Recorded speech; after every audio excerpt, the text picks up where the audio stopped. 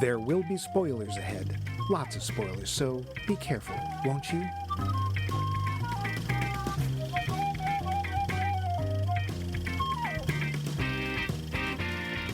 Evil dead do do do do do. Evil dead do do do do do. Evil dead do do do do do. Evil dead. Sing along, Max. I am. Evil dead do do do do do. Evil dead do do do do do. Evil dead do do do do do. Please can we stop? Well, that sets the tone, don't it? Welcome to the last episode of Max Mike Movies series, Directors in Short Pants. Yeah, we've been taking a look at movie directors' first efforts, and this time around is no exception. Sam Raimi has made quite a lot of films, some good, some less good. He's got the Evil Dead franchise under his belt, as well as some Spider-Man movies, Darkman, The Quick and the Dead, and of course, Doctor Strange and the Multiverse of Madness. But he had to start somewhere, and that somewhere was a film called It's Murder! But that, of course, was never released, not officially. No, his first movie, as far as Hollywood is concerned, was The Evil Dead. And since it is that season, what better choice for our last entry in this series? Well, someone who might argue that point is our host, Max, Who's Laughing Now, Levine. Give me some sugar, baby. Ha ha. That's the best you can do. Ha ha. Right. Ha ha. And I am the to his host, Mike Klaatu Barada Loose. Before we start talking about the movie, let's let you talk about our question. We asked, what is your favorite martial arts movie, boxing included? You said these. Byron Ho answered, quote, Kung Fu Hustle because it's funny and the martial arts are over the top, end quote. I cannot agree more. If you haven't seen any of Stephen Chow's films, go look them up. They're lots of fun. Thanks, Byron. Kelly J. Cooper was next with, quote, I feel like I've said this before, so I apologize if I'm being repetitive. I love Wing Chun because it's one of the few female-centered kung fu movies that's also funny and fun with great fights. Everybody Wing Chun tonight. That's Wang Chung. Oh, right. Both Drunken Master with Jackie Chan and Any Which Way You Can with Clint Eastwood. Oh, right, with the orangutan. Feature epic fights that tell a story within the story. I think all of the best fights do that. They tell their own story. Sometimes it's a condensed version of the story told by the movie, and sometimes it's its own thing, end quote. I'd have been amazed if no one had brought Jackie Chan into this. Yeah. Thanks, Kelly. Nick Hoffman wrote, quote, definitely Kung Fu Hustle. The adaptation of the Looney Tunes method was just priceless. The acting is magnificent, and it's weirdly touching at points, end quote. Well, that's another for Stephen Chow. Thanks, Nick. Keith Wright wrote, right? No, I was right the first time. This week was next week, last week. So was Keith, actually. Anyway, Keith wrote, quote, probably Crouching Tiger, Hidden Dragon. The aerial acrobatics are breathtaking, end quote. They were, indeed. True. Thanks, Keith. As could be expected, Dave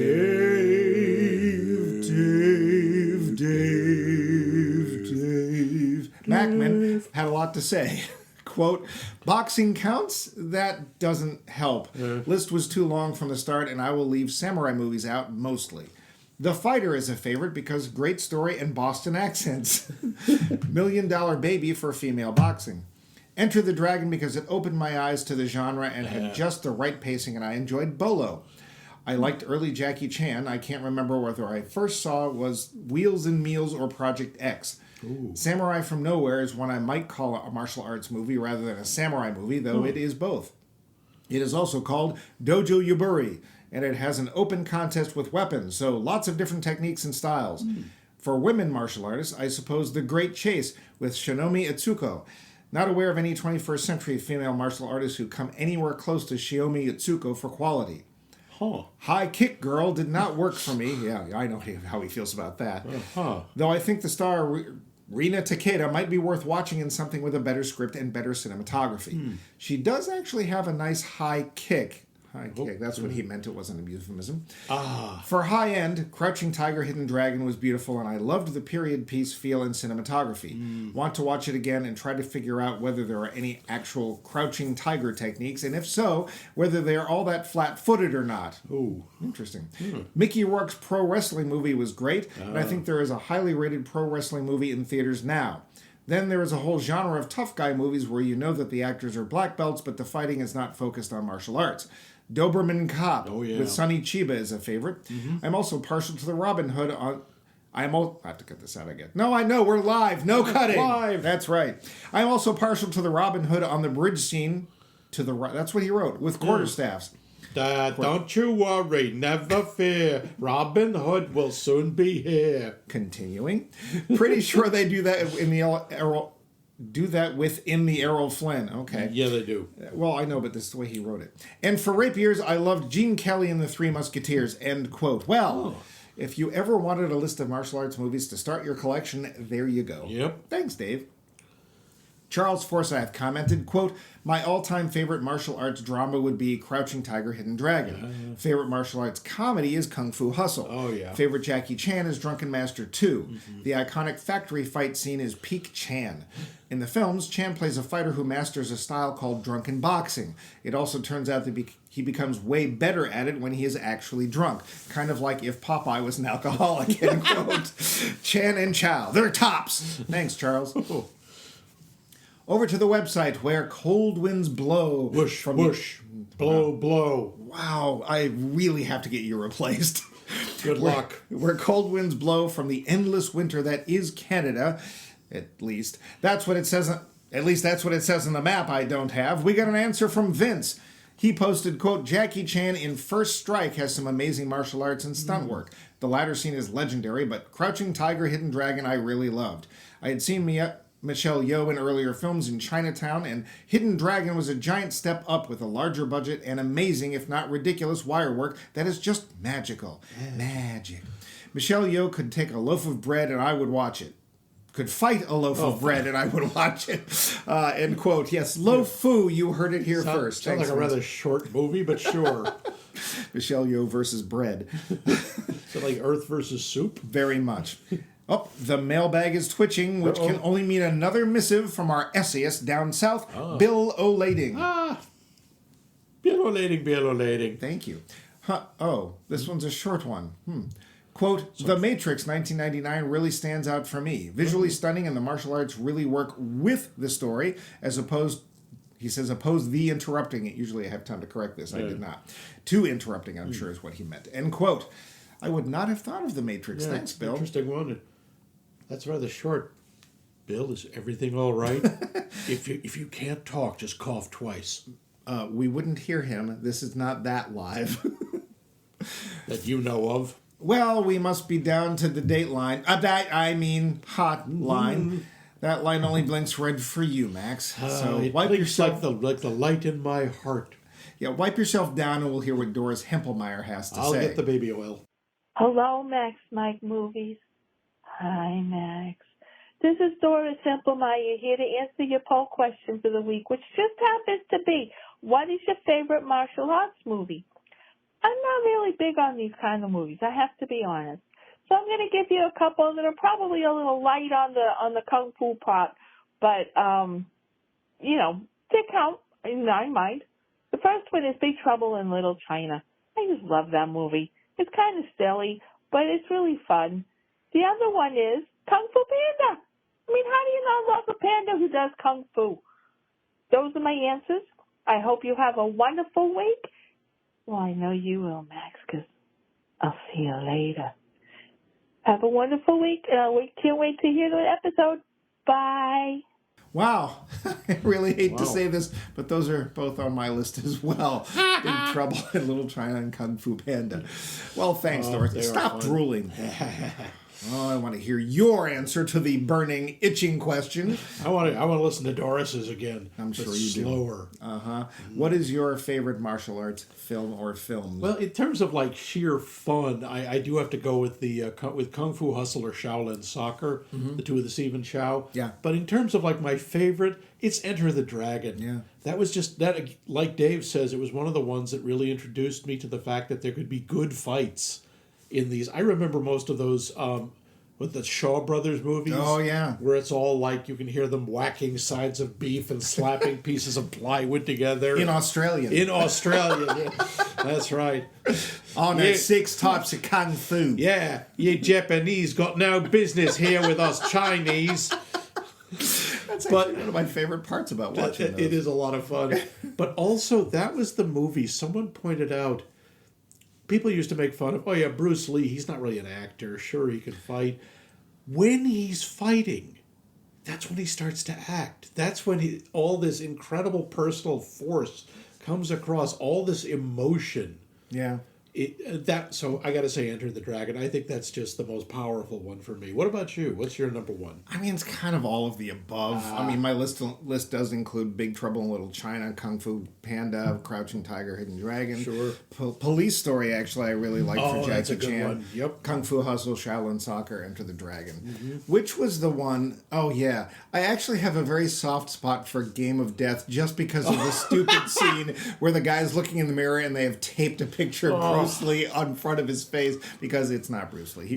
They put ski goggles on some guy and figured we wouldn't notice. I mean, it was definitely Ed Wood syndrome. That does have, when he's fighting the three different styles, one after the other, that's an incredible fight scene, especially when he's fighting Wilt Chamberlain. No, it's Kareem Abdul-Jabbar. Abdul-Jabbar, that's right. Yeah. No, his name is Roger Murdoch. See, it says right here, Roger Murdoch. That's a deeper. Yep. Our entire episode on Airplane.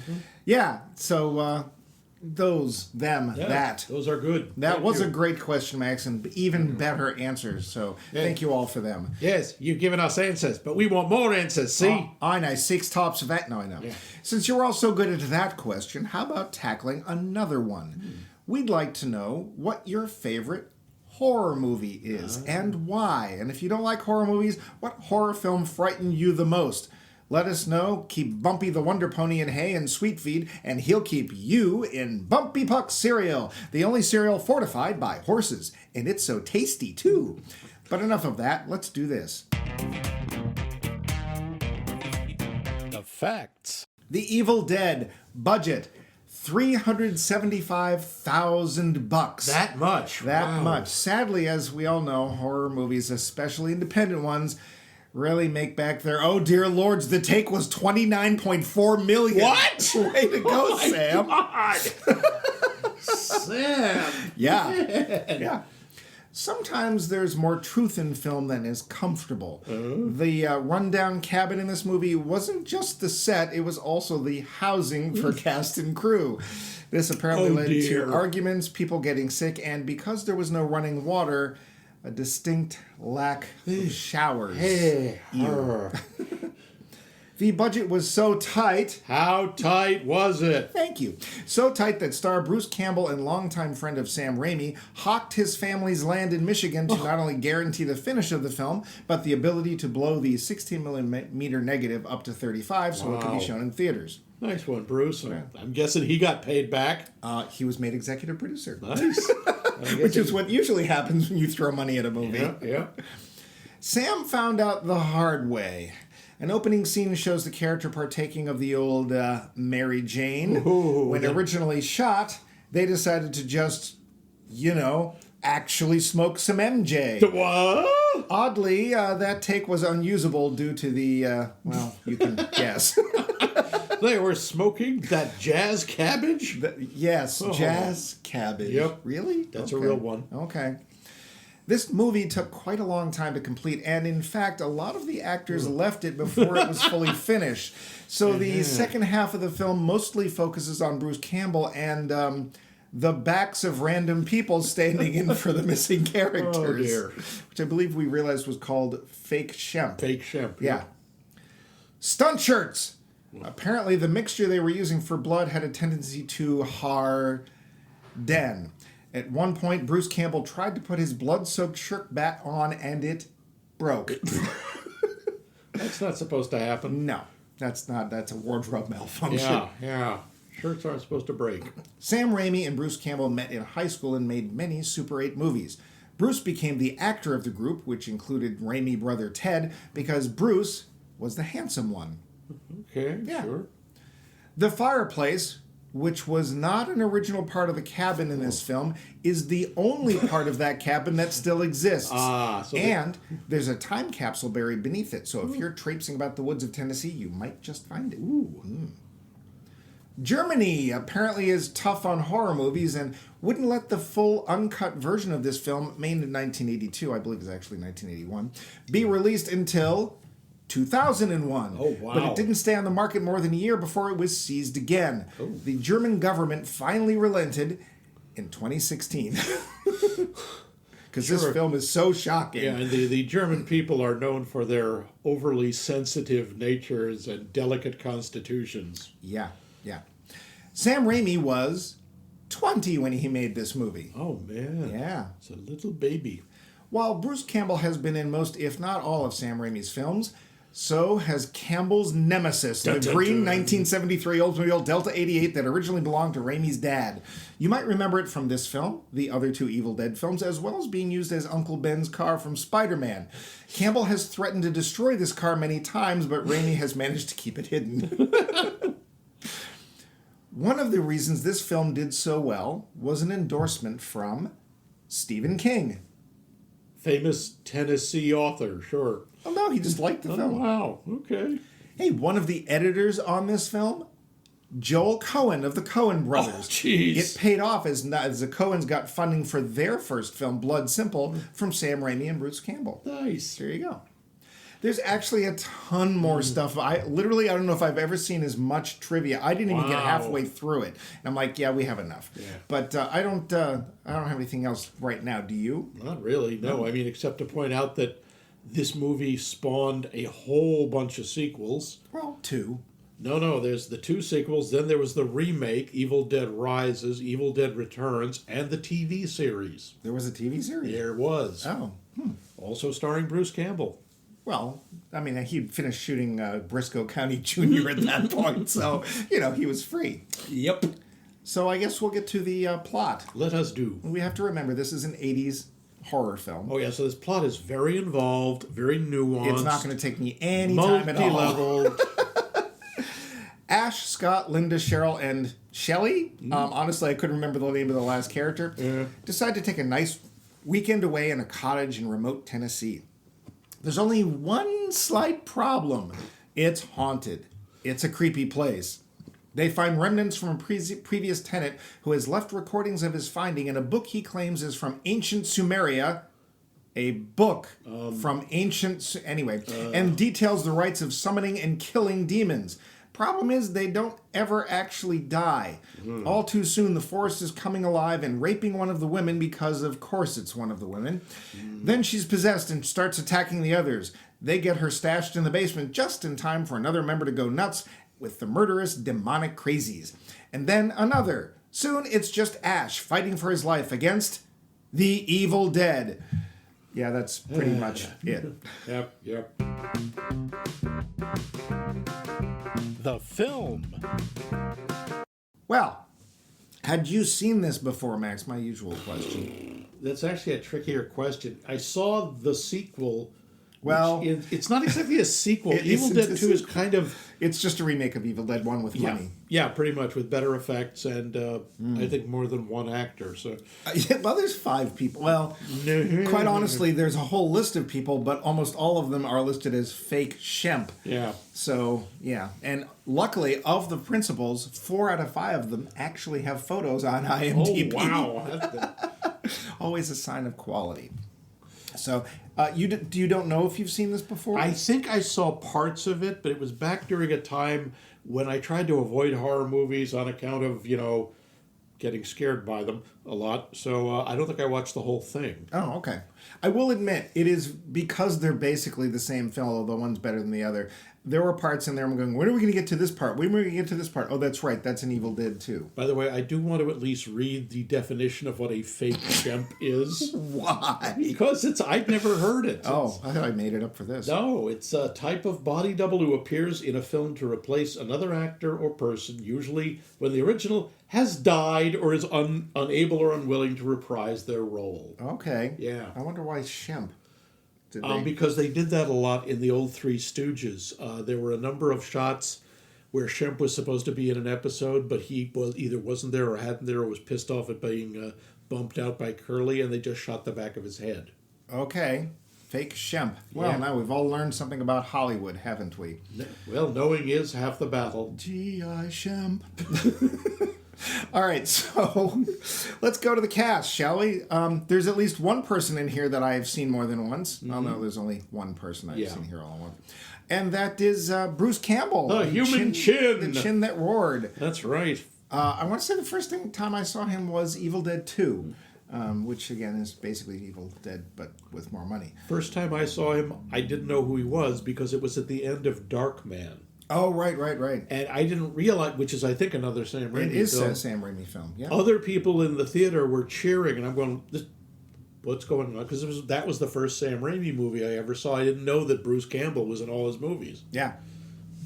So, yeah, I saw him in Evil Dead 2. I don't think I'd seen Evil Dead 1. And Evil Dead 2 is a lot of fun. And I'm sure I saw it on VHS. There was no way I saw it in the theater. But I definitely remember going to see Evil Dead 3 because I believe it was actually at the Fresh Pond. Oh. And they, let's see, the promotional materials weren't, shall we say, the highest quality. Somebody had literally taken a piece of notebook paper and written Army of Darkness and taped it above the door in the closet that it was Class playing. all the way. Yeah, because we saw that in the theater. So, but Bruce Campbell, he got his start Bruce here and with Sam Raimi and has done a few other things. One or two.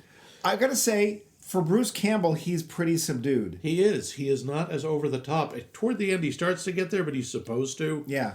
Yeah, he's much more, I wouldn't say subtle, but... I mean, I don't think he was, in a way, he wasn't really much of a standout yet because he was just being another old-looking teenager in a slasher film because, you know.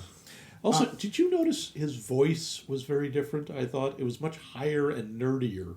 I wonder if that was which way was he doing it? Did his voice just get more impressive as he got older, or was he intentionally playing that up in this? I did not notice anything different in his voice, really, at all. So, I mean, Bruce Campbell, he will eventually become a fan favorite. I don't know that there's any evidence of that in this film. He's fine. Oh, yeah. I got to say, I have a lot of respect for Bruce Campbell. He not only understands his place, but he never tries to rise above it.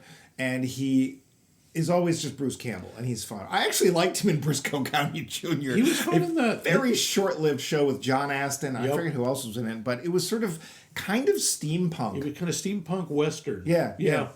And I would recommend his book, If Chins Could Kill. Oh, yeah, I haven't read that. So then he shows up in like little bit parts here. Oh, yeah. Sam Raimi puts him in everything he can. Yeah. I think it's very nice. So, yeah, Bruce Campbell, everyone. Yeah, Bruce Campbell. Ellen Sandweiss as Cheryl.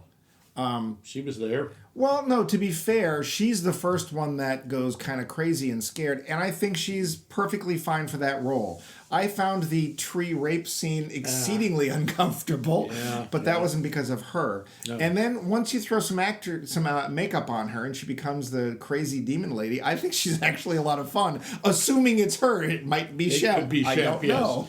I agree. When she's actually starting to chew the scenery, actually, that's when they all have fun. Yeah. It's the same time with the woman who plays, is it Linda? Who starts doing the giggling? Yes, she's the girlfriend. Yeah, of the chin. Of the chin. Yeah. Richard Demanicore or Manincore. There's a name.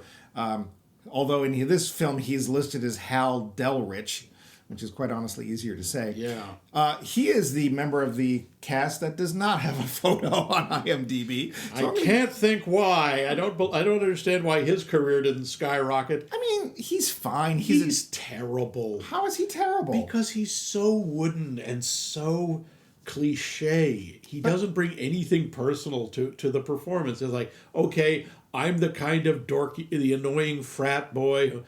The way he forces his laughter. I don't know. Boo, ha ha ha. Having seen a lot of 80s horror films, I'm going to give him a fine. I really think he was fine. I didn't think he was bad. There's nothing to his character. We know nothing about any of these people, which quite honestly, in this case, kind of works. Because anyway. Yeah. I thought he was fine. Max said he was fine minus, but whatever. Betsy Baker is Linda. She does a great, I don't know, female Joker is kind of almost what she's doing there. She goes from very much the sort of standard, I'm frightened, what's going on? Yeah. To... she's obviously having fun. She's too. having a good time. Yeah. I respect that. We're not going to get huge amounts of death. And then I guess the last member of the cast really is Teresa Tilly, although she went as Sarah York, and she played Shelley, who is, I would say, the least interesting of the three women. Yeah. She doesn't do that Isn't much. she the one in the basement who gets locked in the basement? No, that's Cheryl. She's the that's first one to go. Cheryl. She got the tree. Oh, yeah. So she's basically the third one. She's not the one who giggles all the time. She's not the one locked in the basement. She's the other one. Okay, Yeah. she's the Larry of the Three Stooges. Okay. Well, I mean, they didn't replace Larry. They only replaced Curly. But because Larry was fine. Hate what you did there. Anyway, so we have 5 people in this film. And Pazuzu. I know it's not really a Pazuzu. No, it isn't. I mean, it's sort of Cthulhu or somebody. So they're fine. It's an 80s horror film. What do you expect? You expect a bunch of people to go do something stupid somewhere really far away where they can't get any help and get killed. And quite honestly, they all perform their task just fine. Try to leave. The battery's dead, and we're out of gas, oil, and water. Yeah, well, I mean, they didn't have any running water, although they pretended. Yeah, I did. One of the things I left out is the basement in this film is played by a stand-in. It's not even in the same state. I was kind of surprised by how large and clean that basement looked for a cabin like that. Well, the basement is quite obviously much larger than the cabin. Yeah. And when you see Evil Dead 2, it is also very obvious that the inside of the cabin is much bigger than the outside of the cabin, but that's okay. Yeah. So yeah, our cast shows up. They drive over a bridge, which basically has a sign that says, "You're not getting back over this. I don't know why you're bothering." But and they arrive at the cabin that isn't terrible, but it's run down. On the outside, it looks awful. Inside, it's okay. Fine. Yeah. Although it is a weird mix of how are you getting power out here, and a single clock that's still wound, along with there's no water. Yeah. Nope. So it's a typical horror film from the 1980s in that respect. Yep. So I know you don't particularly like horror films. Not really. What is the main reason that you don't like horror films? When they have jump scares, I fall for them every time. Yeah, me too. Every single time. Yeah. Did you fall for any in this film? There weren't that many. No. But, which I respect because a jump scare is cheap. Yeah. And it uses the music, and it's annoying. Yeah. The one that I really hate is the mirror duck. The mirror duck. When someone is in a bathroom and they look in the mirror and everything's fine and they duck down, splash water on their face, their head comes up and there's something behind them. I thought you meant there was a duck. Worse, that's the worst part is if there's a duck behind them. Yeah, I tend to fall for them I too. always fall. I'm always geek. Yeah. Yeah, but don't like it and it stays with me. That's a problem. If I get really alarmed by a movie, I have trouble sleeping that night. I will also say that horror in a lot of these cases doesn't seem to be something that either makes much sense or there's not enough background for the characters for you to care about them and stuff. And in some ways, that is very true of this film. We meet, literally, they drive up. We see these 5 people we don't know. We don't even know their names at this point. It's actually hard to for me to keep track of whose names up until the end, really. Yeah, well, I did get Shelley right. That was her name. So they drive up to this cabin, and of course we're all in the audience thinking the same thing. Well, this isn't going to turn out well. Nope. But they get right into it. We don't stop and we don't dally on anything. It's like, oh, too bad about our old professor so-and-so. And none of that crap in the beginning. We drive right up to the cabin. Yeah. The name of the movie is Evil Dead, and within 10 minutes, they're rooting around and find this old Sumerian book. Yeah, this strange Sumerian book that looks like it's been bound in plasticine or Play-Doh. It's supposed to look like a human face. It doesn't. No, which is also weird because I forgot that the book actually shows up in both of the sequels. Yeah. Although Evil Dead 2 is really Evil Dead 1, so whatever. Yeah, and in that one, I think they call it the Necronomicon. They don't call it that in this. No, but it's also painfully obvious that it was somebody's hey, you know that guy who likes to just draw pictures in the margins of his notebook in science class? Yeah. We'll get him to do this. Pretty much. Yeah, ancient Sumerian evil, huh? Well, they come across a conveniently left tape recorder with the plot of the movie. I mean, the evil being dictated. Honestly, that was one of the biggest suspensions of disbelief for me. It's like, oh, you got magnetic tape down in a wet basement, and the player works and the tape hasn't degraded. and the sound quality is perfect. Nope. To be fair, you can actually leave that magnetic tape for a long time and it's fine. Huh, I thought moisture wasn't good for them. I mean, you don't want to get, no. So, I mean, it's magnetic tape. The water isn't going to do anything on its own, except you know what it does is it can grow mold. Yeah. And that can be a problem. Because we didn't know how long it had been down there. It had been there. Ruined the movie. Sure. Yeah. I have to say, though, that area was really pretty. It's fall in Tennessee. It's up in the hills. It actually looks very nice. Yeah, very pretty. However, we do have a problem, and that this happens occasionally, and that is film grain. Because the film was shot in 16 and blown up to 30. Although some people can blow up to 35, and it's not bad. I mean, I don't think this was terrible. They didn't really have the resources to do it, I think. No. Though I remember when I saw Clerks in the theater, and it's like, wow, is it snowing inside that store 24? But that was obviously intentional, and it worked for that sort of movie. Yeah. This just makes it hard. Well, I'm wondering if they made it hard to see things intentionally so you couldn't see quite how cheesy the effects of the $375,000 budget were. I actually thought this was one of the better lit horror movies of the time, and that was a problem. We'll get to the special effects in a minute, but boy, did they go through a lot of dry ice. My God, this is a foggy, foggy movie. It's really bad when you're panning or zooming over it and you can see it bobbing in the water. And it's like, well, okay. Did this group of people in any way remind you of a type of group of people? Well, a little bit of a Scooby-Doo group, but it also reminded me of just like you say, the 80s horror group. Yeah. The one thing I will say is they weren't all archetypes. In what respect? One of them wasn't the slutty girl. One of them wasn't the brain. One wasn't the jock. No, sadly, none of them were the anything. That's the thing. None of them really had enough personality, but they weren't that big of cliches. Yeah. They actually kind of reminded me of First Level D&D Party. Really? I didn't think they were anywhere near as competent as that. Well, I mean, Bruce was. He lasted. Bruce wasn't a TPK, but it was close. True. Yeah. So, we also get a little bit of something that Raimi will come to really magnify later on in not only his Evil Dead films, but a number of his other films. And that is some humor. They get to the cabin, and the main guy, Scott, who has booked this place, how, I don't know. But from whom? He gets out and he's like, isn't this great? And he is the only person moving towards the cabin. Yeah, they're all standing by the car like, oh, I don't think so. Yeah, and it's actually it's a really funny moment. Also, they soon get in and everyone's having fun and they're having a little party there. Mm-hmm. And they do not a close-up, but they do a close shot of somebody making what I'm guessing is a raspberry margarita in a blender. And it's like, well, that color looks familiar. I wonder if we're going to be seeing anything more red anytime soon. So there's bits of humor throughout this. How do you feel that worked? I think it worked better in his later films. I think it was a little roughly inserted here, but I always respect that. I like the fact that when they bring in humor into horror movies, and Raimi is a master of that, or became a master of that. Yeah. In this, you can see, of all of them, I have to say, this is one of the movies that really I look at and go, yeah, this is a first effort. Yeah. He's just trying. Really, more so than some of the other people we were? Honestly, yeah. Huh.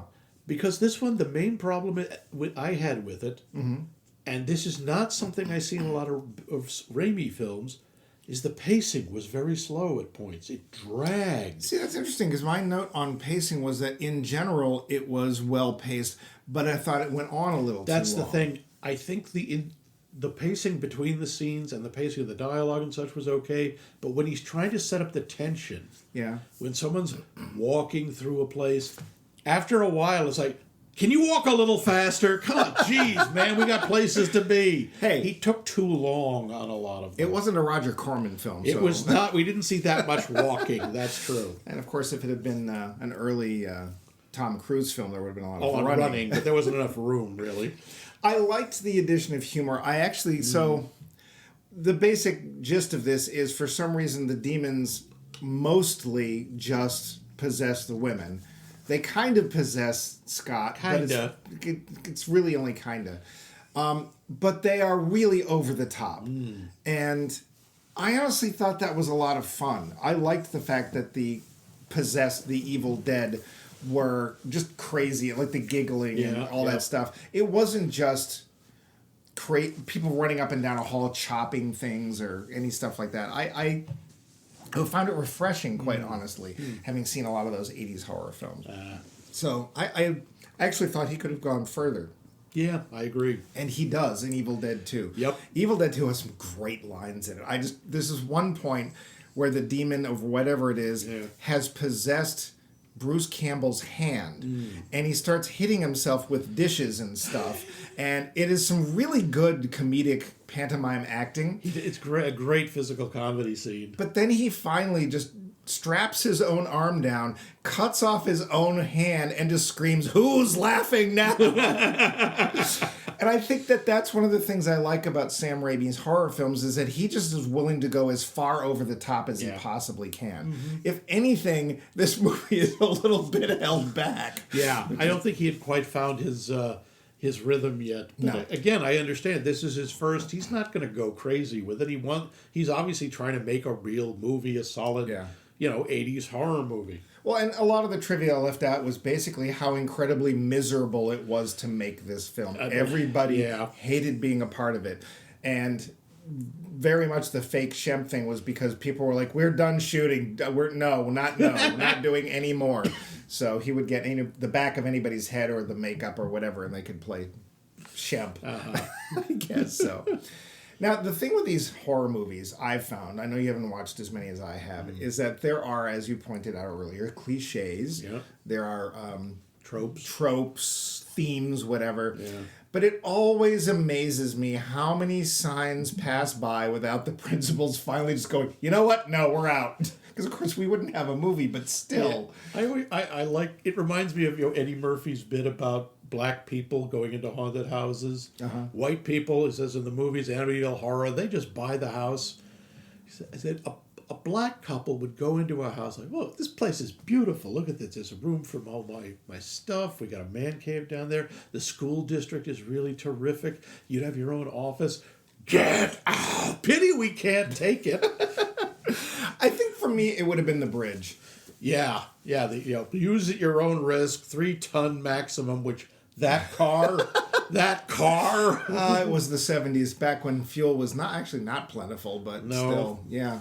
But there is that suspension of disbelief when it's sort of like when you're reading or watching private detective movies or shows or stuff where the main character is not a detective. It's like how much are you willing to believe that an average person could just go and solve a crime? Yeah. And most people do it very well, and it's not even a question. But with horror movies, you're like, how dumb are they? Yeah. And I gotta say, Cheryl basically is like, first thing that pops up, which to be fair is a pretty big thing, is we need to leave. Yeah, we should go. And they're like, no, we're already here. Yeah. Well, and we weren't raped by trees, so we're all having a good time. Yeah. Although I still gotta wonder, she's like, I hear somebody outside. The best thing for me to do is go out alone without a flashlight or a weapon of any kind and go, "Who's out there? Who's out there?"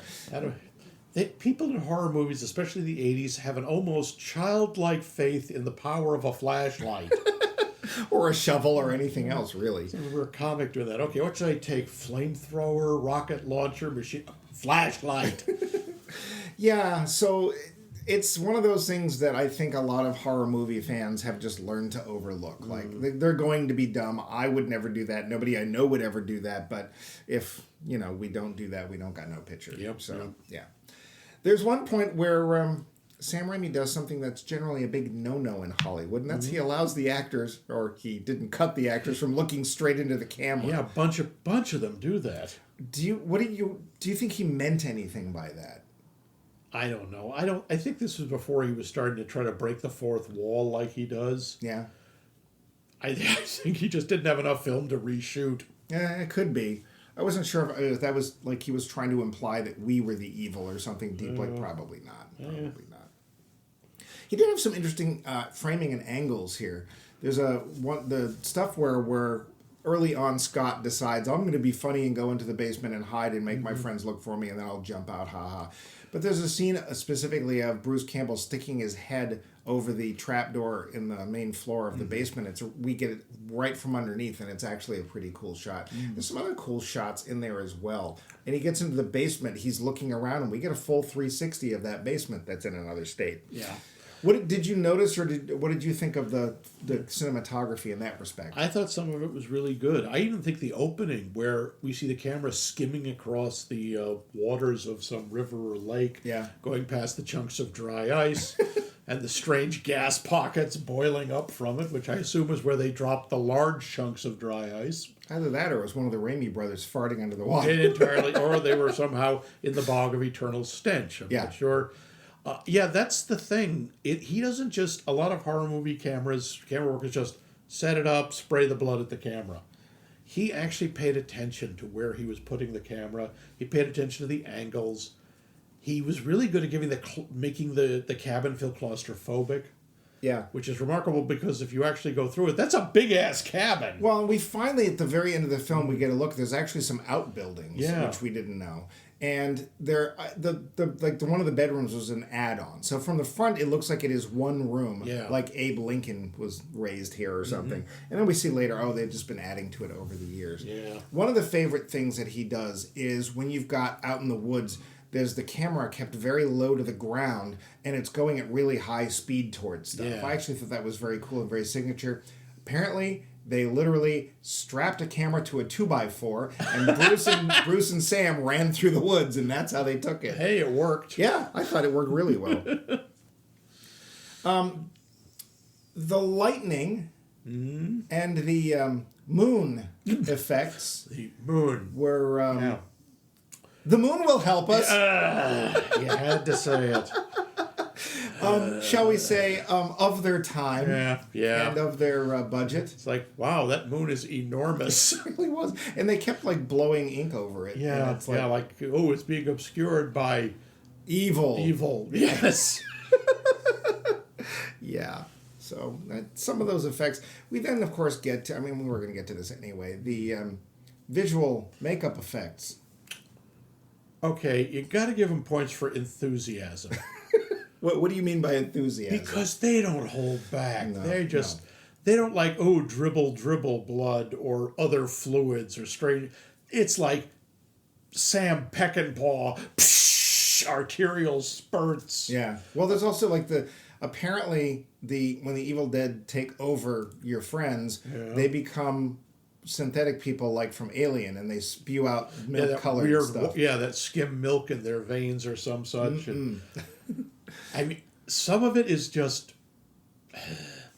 Look, some of it's terrible. It's really obvious. It's I don't know what animal they think has that color blood, but it ain't nothing on this earth. Yeah, that was a dairy creamer, red food coloring, Karo syrup, and a little tiny bit of blue food coloring. That's what that was. Okay, yeah, I believe that. Yeah. Yeah, it's very odd. But some of it, like at the very end when whoever it is exploding, and they're like arms coming out of them. Yeah. And this is just the death throes. Yeah. That's actually pretty imaginative, even if mostly it's just, at this point, it's like, oh, come on! Yeah. Enough already! I have seen so much latex everywhere. I thought that the demon-possessed faces were not really good. Mm-hmm. They've looked very much like your first stage makeup. Yeah. I don't mean movie makeup, I mean stage makeup, which, you need to be able to see this from 100 feet away. So that didn't work. And for some reason, it is one of the better lit horror films I've seen, because the lights inside are fairly bright. You have white walls. And they basically said, well, the cabin just came with 2 Klieg lights stuck to the top of it, so I'm not even going to hide them. They're just there all the time. There. That's the wiring. So, yeah, the effects are not great. Apparently, when getting advice for this film, one of the people behind the scenes, not even a part of the project itself, told Sam, hey, if you're going to make a horror film, just keep the blood flowing. And that's why we get the scene in the basement where there's literally a projector with blood dripping over the lens, and they're showing a screen with blood dripping. That was sort of hey, see, we're doing what you told us to do. Yeah, I mean, those scenes are... That's where he kind of hit a couple of cliches. The scary basement, the film projector that turns itself on, the creepy record player that just starts playing weird sort of 20s dance music or some such. Yeah, it was a gramophone, But even there, the way he does the the way the record player's needle moves over in that odd high speed, kind of jerky, almost stop motion way. It was stop It's motion. very Sam Raimi. Yeah. And it's very stylized and it's noticeable. Yeah. Quick question. Did you find this movie scary at all? I did not. Okay. I have, but some of that is I'm old and inured, and I've seen a lot worse. Yeah. Did you find it creepy at all? Yeah, some of it I think was creepy. The trees especially. Well, let's get to that scene. So, let's face it, if you're a young woman and you're in an 80s horror film, probably a 90s or current horror film too. You are going to be sexually assaulted by something. Right. I have to say, as objectionable as I found the scene, I thought it was actually very well done. The vines wrapping around her and stuff. It was very uncomfortable to watch. It wasn't as graphic as I thought it was going to be. No. A lot of it is suggested, but it is incredibly disturbing because the way it's done, or the vulnerability, you can see yourself in Right. that situation. Right. You know, in my case, face down, but Because the back of my head looks just like the front of Max's. That's Yes, why he exactly. can picture himself. Never mind. I don't even know what yeah. that. Yeah, I thought that was probably the most disturbing scene. After that, and it's a kind of a weird mix because it's a very serious and upsetting scene. Not long after that, Cheryl goes crazy because the demon grabs her and they throw her in the basement and she's yelling out all sorts of stuff and blah, blah, blah, blah, literally. your mama so sucks that smell. And I think that's one of the times that I'm like, I wish you had gone all one way or all the other. You know, either you're going to do this seriously or we're going to have some over-the-top crazy hijinks. Luckily, those two scenes were far enough away that they didn't instantly clash. But I did think that the setting and that tone did switch. I was also glad they didn't try to make that scene funny. No. There's no humor in that at all. It's just disturbing. That's another odd thing is until Cheryl is in the basement Right. and going full on demon, toward the end she tries to trick him into opening the basement by talking like she normally did and say, "I'm your sister." And my response was, "You are?" We don't find that out till way late. It's like the last 15 minutes of the movie. We don't know that. Well, not only that, but it's like, okay, it's two guys and their girlfriends and his sister. Yeah. Who does that? That's creepy. Yeah. I wonder if they decided that later on. I don't know. But also, because it's a horror movie and it's the 80s, we get boobs. Yep. And I'm not offended by boobs. It's just, if you're going to do it to the women, you should do it to the guys. I don't know. Just We're saying. talking about production value. You put a tits and ass. Am you I think? crying? Oh, I should be. What did you think of the soundtrack? The soundtrack I thought was effective, a little heavy-handed, but again, 80s horror movie, there are certain expectations. Yeah. And also, very clearly, as much public domain stuff as they could get their hands on. I mean, I suppose the 78. I mean, that was the Yeah, only actual yeah. song in the film. Yeah. No, I thought it was pretty well done. It wasn't overly intrusive. Yeah. What about you? I liked the soundtrack. It gave me the feeling of like John Carpenter when he used to do his own. I guess Yeah. he still does, technically. It felt very much like they'd made it, but it fit the film. There was a couple of times when it was like, da-na-na-na-na-na. Steve, is that you? But, it's the 80s. It's 81. Yeah. Yep. And quite honestly, we haven't hit that magical date, whenever it was, when video rentals were a big thing, which is Yeah. probably more like 85, 86, which is probably That's also one of the reasons they made so much money. But once you have that, that's when a lot of these themes and these tropes and these conventions of horror films would be done to death because people were making content. It's never going to make it into a theater. This is going straight to video, Yeah. but so what? They were just churning the stuff out. It was like the old Grindhouse movies. Yeah, pretty much. And one of my friends and I used to rent them all the time, and we saw some really bad horror films. Yeah. But part of the reasons I enjoyed the 80 ones was because they were usually to that point where it's like, this is so dumb, it's funny. Yeah. So, There was a lot of... You could see the effort. It wasn't dull. It wasn't, No. their soul is too controlled. help me, Spock. Help me, Spock. Yep. Yeah, we just don't know anything about the people, so I don't know that I really cared about any of them. And that... For a horror movie to really be effective, to be upsetting, you have to like at least somebody in it. Yeah. Ideally, a couple of people. That's why Carrie is so effective. I think so, because I think you feel sorry for Carrie. You feel you feel things for her friends. You hate her mother. You hate her mother. You hate that horrible girl who's tormenting her, and you hate John Travolta because why not? Wouldn't you? Yeah.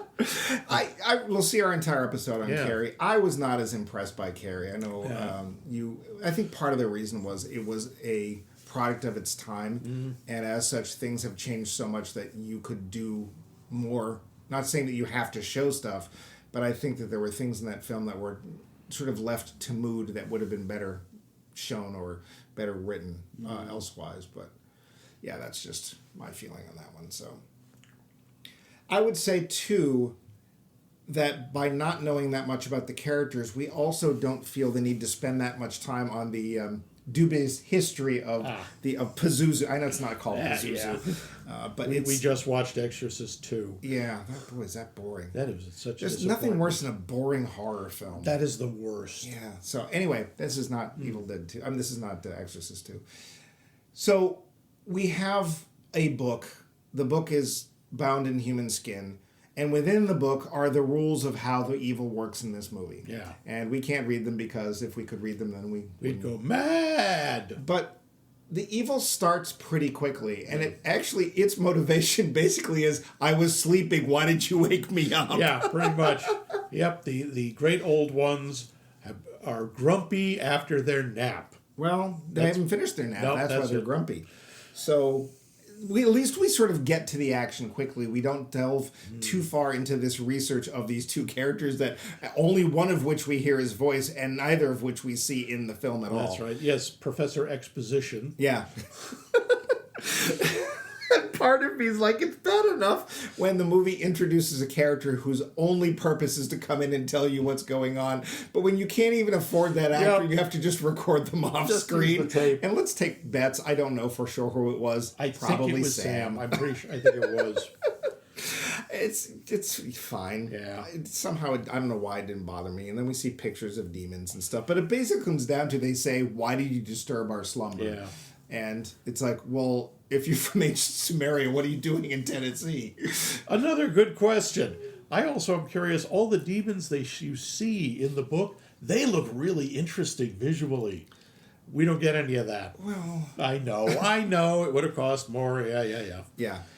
There is a continuously rising tide of blood in this film. Yeah, and, juices. Fluids. Fluids, yeah. Prancing fluids everywhere. What did you think about the level of gore in this film compared to some other films? Okay, compared to some other later films, it's pretty tame. Yeah. Because, I mean, there are some where they just get out the fire hose. But yeah, for that, I guess for that era, it's kind of gross. I mean, I don't like that particularly. I don't like all the, spurt, pearl, blorp. I don't mind the blood. I mind the internal organs. I mind the actual bones sticking out of things, and I really hate eyeball stuff. Not interested in that at all. Yeah. There is literally near the end a point where they're tossing buckets of blood at the camera. Yeah. And Ash should be... There's a weird thing. I think this actually happens in Evil Dead 2 as well. There are points where Bruce Campbell is absolutely doused in blood, and then the next scene he's not. Yeah, somehow his face is clean or everything except like one smear on his cheek. So we have some continuity issues in the film. One point where Scott's hair magically gets shorter. Yeah. It's not a long shot, but it's plainly obvious. Oh, you shot this later. Yeah, okay, that's fine. So, there's some stop motion in the end that's not great. Not terrific. It's pretty obvious what's going on and how they did it. $375,000, though. Yeah. I do have to say, when Ash figures out that he has to destroy the book, right? Which, yes, that is another cliche. Yeah. Although I do like the fact that he does destroy the book, and, spoiler, everything doesn't go back to wonderful. No. Everyone's still dead. He's still hurt. It's just the demons are gone. Well. But sort of. Yeah. Yeah, the animation of the book burning, all I could think of is it's Mr. Bill's Necronomicon. Oh, no! Mr. Hand's gonna be mean to me. No. Oh no, it's Sluggo Cthulhu. Oh. Yeah, it's quite honestly, it's not the worst I've seen from that era. Really, Yeah. there's some real. There was this. Oh my God, I can't remember the name of the film, but there was this demon named the Aylmer. And the Aylmer, quite honestly, Aylmer. Be very quiet. I'm hunting souls. It honestly looked like a latex version of Mr. Hanky the Christmas Pooh. Oh. And it talked in the sink and it did a little Aylmer dance, and it was just, it honestly was way worse than this. Oh dear. So there's problems with that kind of stuff, but it's, again, not, it's not worse than other stuff that was out there. But, Yeah. speaking of not being worse than other stuff out there, I don't know. Should we get to the part where we decide all these flaws and all this time and all this little tiny bits of money, does that add up to a decent film or a good first effort or not? The finish. So Max, I know when you saw it with me. Yes, That was the first time ever. Evil Dead that you think. I You're think not pretty entirely sure. Pretty sure. I know you're not a horror film fan, and probably have not watched that many anyway. You have seen Evil Dead 2 and An Army of Darkness, though, I right? have. I've seen more horror movies than you might think. I have a weird relationship with them. I like fantasy and science fiction movies, and there's a lot of overlap in between those and horror, so I'll try some of them sometimes. I just don't like them. This, as a horror movie, I think it's actually not bad. Yeah. I say again, it's very much a first movie. You can tell. Sam Raimi hasn't found his stride yet. He hasn't hit his groove, but he was 20 years old. Yeah. I mean, he had a little ways to go. But this is surprisingly competent, especially for an 80s horror movie. Yeah. I mean, the acting is nothing to write home about. The Bruce Campbell's a lot of fun. And again, Bruce Campbell starts to get fun at the end. Yeah. Where he starts to go a little over the top, where he starts to get the whole little goody two shoes that we're going to see in the third movie. And that's when he gets fun. And that's when he shows up, what he can do. But, I think it's okay. I don't think it's great, but it's better than it has a right to be, quite honestly. What about you? Again, you've watched a lot more of these than I have. Yeah, I can't even. I mean, I used to watch them every week. We'd watch a horror film. There is something about 70s, 80s horror.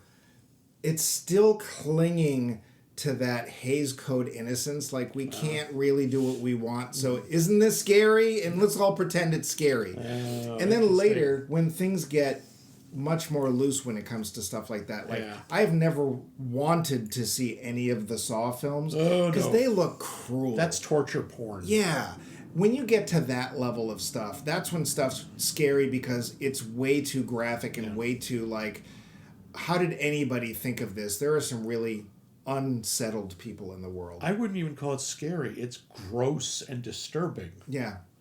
So this is a film of the 80s that, there's evil. There's nothing in here that's believable. No, nothing at all. No. Its own internal fantasy rule set isn't even set in stone yet. It's like, these other people must have died too. They just apparently cleaned up after themselves after the demons killed them, I guess, and left all the stuff. Oh, and here's the Pazuzu knife, which doesn't really have any point to it. It's just around. And here's the Book of Evil, which none of us can read, although thankfully the guy has translated it and spoken it into the tape recorder so he can summon the Pazuzu and start this whole thing off. Yep. I found it, except near probably about the 2/3 mark, 3/4 mark, where it starts to sort of slow down. I found it oddly entertaining. Okay, cool. I wish he had gone for, quite honestly, I'm not going to recommend this film. And the reason I'm not going to recommend it is do yourself a favor. Yeah. If you have any fun with these movies at all, go right to Evil Dead 2. Yeah, I would agree with that. It's a better version of this movie. Yeah, it's the same cabin. Yeah. It's the same woods. It's the same film. Same Bruce Campbell. Yeah, but he's much more over the top. Yeah. The horror and the humor are much more over the top, and it's a lot more fun. And if I remember right, the pacing's better. Yeah, it's got better lines in it. It is, I don't know why it's called Evil Dead 2, because I guess rentals? I don't know. But Evil Dead 2 allowed him to do Army of Darkness, which quite honestly, the whole idea of Army of Darkness is so ridiculous and over the top. Oh, what if Ash, having survived Evil Dead 2, was thrown back to welcome to medieval times? Yeah, pretty much. With the Delta 88, by the way. Yeah, but you get some of those awesome lines, what is it? Okay, you primitive screwheads, this is my boomstick! And that's when he chops his hand off in the second film, and he attaches a chainsaw to it, but he also attaches a shotgun in Evil Dead 3. Evil Dead 2 and 3 are really a lot more fun, and like I think you said, he hadn't quite figured out where he could go and how far he could go. Yeah. That being said, good for him. Yeah. He did the thing. He basically said, I want to make something, and actually made it. He only had killed his entire crew doing it. And he only had one friend left when he was done. There you go. And there are parts that, I have a soft spot for 80s horror, because again, it's not that bad. Late 70s, early 80s, like people were like, oh, I could never watch Halloween. You could watch Halloween. Yeah. Halloween is not that frightening. Friday the 13th is not that frightening. The original, I actually really like the original Nightmare on Elm Street. I think it's until the very end, where they do that thing that all horror films do. It's like, there could be another one. Like, and there's going to be about 90 of them. Yeah. Yeah. And this film does not have one of the things that was central to a lot of these films, which is the recurring murderer character. This is just random possession and undead and I guess zombies. Evil. Yeah. So I appreciate that, because I kind of get tired of the, oh, it's back, or they're back, or he's back, because it's like, well, what's the point? If you can't kill it, So, yeah, I would say of its time, it's fine. It is not the best first film we've ever seen. But quite honestly, I'd just go to Evil Dead 2. You're fine. Yeah. If you didn't see this, you're fine. Yeah. But what we're also fine about is your answers to our poll question. Yes. Give them to us. And speaking of horror movies, we would like to know, what is your favorite horror film? Or, if you just don't like horror films, what movie made you decide, I don't like horror films? Either way is fine. The best way to answer us is to email us directly at maxmikemovies.com. You can also go to our website, maxmikemovies.com, where you will find all our episodes. Hey, use the search function. I know a couple of people have done that recently. They're like, oh, I wonder if they reviewed this film. Well, as this is episode 357, the chances are we probably have. Very likely. You can start there if you want to, but again, that's maxmikemovies.com. Leave a comment, answer the poll question, ideas for shows, movies that we missed, should have included, blah, blah, blah, blah, or even feedback for the show itself. We'd love to hear it. You can go to our social media accounts, which are on Bluesky, Facebook, and Mastodon. Hey, does anybody out there use Mastodon? Neither Max or I do. Well, I do for the show, but nobody's linked to us. No one. So feels anyway, very empty out there. Oddly, Max Mike Movies are accounts in all those places. If you have a podcast app, or if they're thinking of making a new one, we are also Max Mike Movies. We show up everywhere. And lastly, if you would like to call us like real Julia Roberts, I miss her, you can call the number at 617-398-7266. Our number again is 617-398-7266. But we have come to the end of our extended series, Directors in Short Pants. What was us? I just suddenly realized, Max, have we decided on the name of the next? I have. Oh, good. Okay, good. So we have a new series coming up, and we have a first movie in that series, and that's going to be up to Max to decide. So, Max, what have you decided? What have you decided? Well, I've decided to go with our all moose series. We're not doing the moose series. I've told you 3 times. Totally we're not doing the moose series. All right, fine. Well, we'll save that for maybe episode 400. But or never. We are no. Given the spooky time of year we are on, I am inspired. We're going to do the movies about Das Vampir, the vampire, but we're going to go a little bit the less well trodden paths. I appreciate your pause there, assuming that I was going to edit that out, but I'm not going to. This is well. a live episode. Oh well, then you can leave that in. I always do. Yes, you do. So what? So it is going to be called. We are calling it "I Want to Watch Your Film." I want to watch your film. So No. how is this different than the thing we did on Dracula that one time? Well, that's all Dracula all the time. We're Yeah. doing some of the odder ones, some of the ones that I like to think are less traditional. And we're going to start off with one because I want to get it out of the way because it's one that makes me feel funny. Oh, dear. And it made me ask myself some very searching questions. Like, what kind of dress should I wear to the cocktail party? Pretty much, you know. How about a nice floral print? Does Tom Hiddleston's hair smell nice? Tom Hiddleston, since when is he a vampire? Since Jim Jarmusch, of all people, put him in a movie called Only Lovers Left Alive, starring Tom Hiddleston and Tilda Swinton. Loving lovers love? Yes. Only Lovers Left Alive. Okay. We're going to check that out. And this It's is a a vampire love story. Yep. Well, I don't know how this is going to work because I never watch film. We know. You only watch crap.